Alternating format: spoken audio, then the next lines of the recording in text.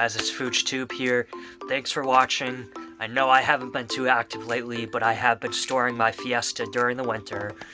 But it's warming up here, so I'll be making new vids, and I'll be taking my car out. I'll get it inspected in March, and I haven't heard too much about events lately, so we're gonna have to play it by ear, see when those cruises come up, those car shows, and I just can't wait to get it out and running again after this long winter, cooped up in the house, you know, with all the coronavirus going on. So hopefully we can get vaccinated soon and things can go back to normal, especially for driving. So peace out, guys.